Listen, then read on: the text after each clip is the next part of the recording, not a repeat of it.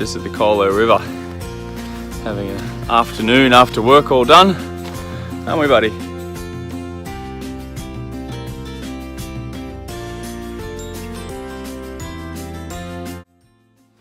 Hi YouTube. Okay, so another conversation coming at you from the Colo River. Isn't that right, Maggie?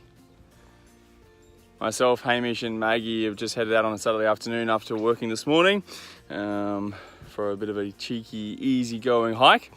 And it kind of made me start to think about some of the sessions that I had throughout the week and some of the conversations that I had with my clients, and that I feel like almost my job as a personal trainer, although is to train people and to obviously go through certain movements and maybe push the body a little bit, obviously, to then create a stimulus to then adapt from. But I'm finding myself more coaching people how to mitigate stress so that they can actually get towards their goals. I was having a conversation with one of my clients this week, and we kind of laughed at how they were basically doing, a pump on a Monday.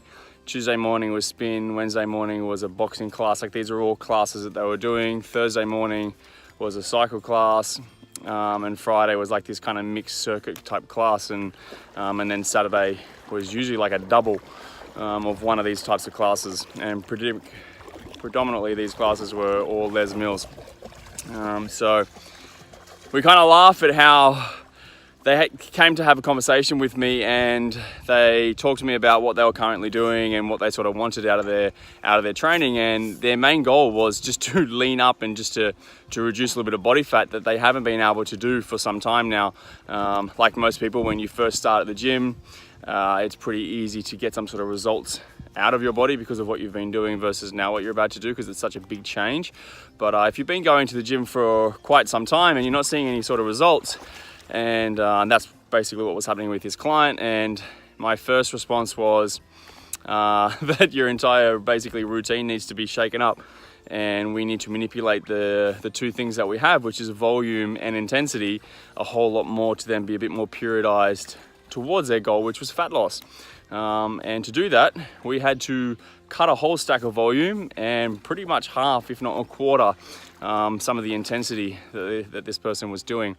And people are now noticing that this person's lost weight, and they're saying how great it is, and it is absolutely great. But it's kind of funny that that's not even our focus at the moment. We're just trying to get this person ready to start dropping weight, so that we can get them in a position with their volume and their intensity kind of fluctuating nicely, so that when we do attack that fat loss goal, it's actually going to happen, and we can kind of really track it happening rather than just it a bit of a guessing game. So I'm finding myself kind of coaching people how to mitigate stress. And I had a couple of people ask me, what sort of stress factors are we talking about? And obviously I like to put it down to 3, and that's thanks to Dr. Phil Maffletone for teaching me this. And that's chemical stress. So that could be pollution in the air.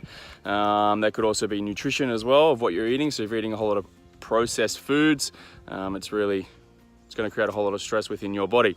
Number 2 is emotional stress. So work life, home life, all those sort of things that are pretty hard to mitigate, but still come into play when it comes into wanting to drop body fat and things like that. And then number 3 is your physical stress. And a lot of the clients that I'm getting at the moment live very stressful lives.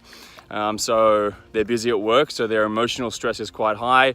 Typically these people are parents, so they've got kids, and that causes all sorts of stress on people, as you all know.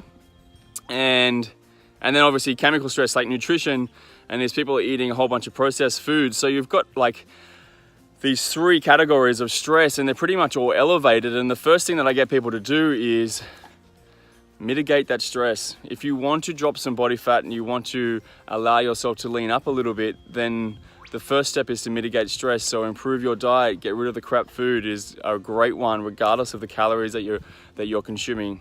Okay. Number 2 is try to control your emotional stress. Again, that's easier said than done. It could be something as easy as going for a walk at lunchtime just to try and de-stress away from work. And then your physical stress. So if you're attending the same classes or you're attending the same sessions and you're trying to push yourself every single session, then your physical stress is going to be way, way too high.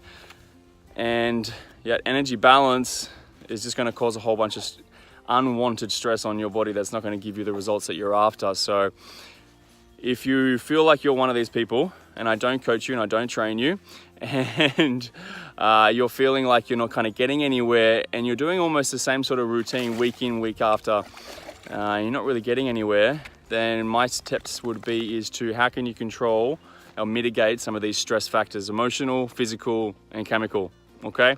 All right, guys, so this is just a little Saturday afternoon kind of video. Beautiful day out at the Colo River here. I'm playing around with Maggie, and my arm's about to fall off from the camera. Anyway, guys, have a great one. Bye.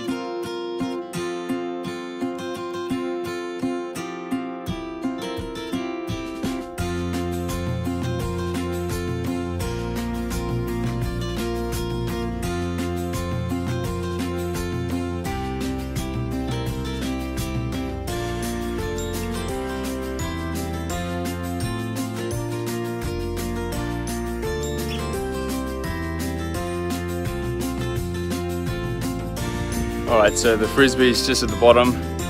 It's probably about hip height, maybe a little bit less. And I'm gonna watch Maggie go under and get it. Good girl, good girl. Good girl.